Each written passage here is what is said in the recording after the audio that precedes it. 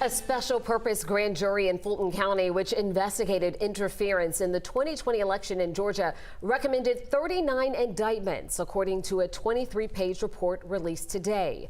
Those suggestions are much broader than the RICO indictment returned against former President Donald Trump and 18 co-defendants last month.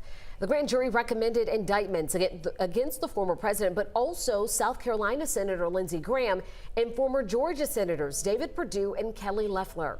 Earlier, I asked NBC's Chuck Todd for his initial reaction to this report. Well, look, I think there's a lot of people wondering why this has been released. I know why it became a question, we in the media, as media organizations. I think there are a lot of people surprised that the judge agreed to this because the grand jury deliberations, grand jury secrecy is something that is considered sacrosanct in the legal community.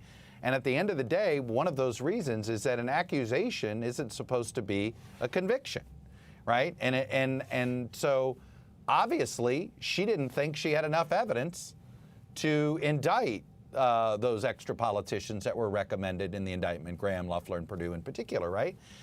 Is it fair that this accusation's out there publicly on them, right? It's one of those, how do you unring that bell? So obviously it certainly is a potential political issue for Lindsey Graham, but in many ways it could be helpful to Fani Willis because it shows if she had been just a hard partisan, she'd have thrown more partisan, Republicans in her indictment, and she didn't. In some ways, I think in theory, this should help reinforce the notion that she's very focused on on the evidence that she has that can get a conviction. All right, Chuck, well, we can't let you go without saying thank you so much for joining us every Friday to preview Meet the Press. Give us some of your great insight on all things politics in Georgia, in the country, all around the world. Now, even though this is your last Meet the Press show on Sunday, we are happy that you are staying with NBC News, and we don't want you to forget about us down here in Atlanta. So we want you to promise that you'll come visit us down here and continue to help us with all of this political news we've been making.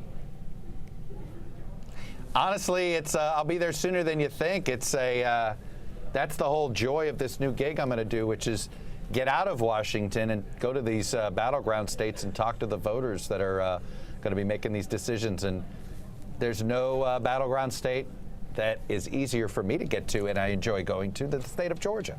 So there. Well, we're glad to hear it, and we can't wait to see you in person. But before that, we will see you on Meet the Press. It airs Sunday morning at 10 here on 11 Alive. We'll be watching. Chuck, thanks again, as always.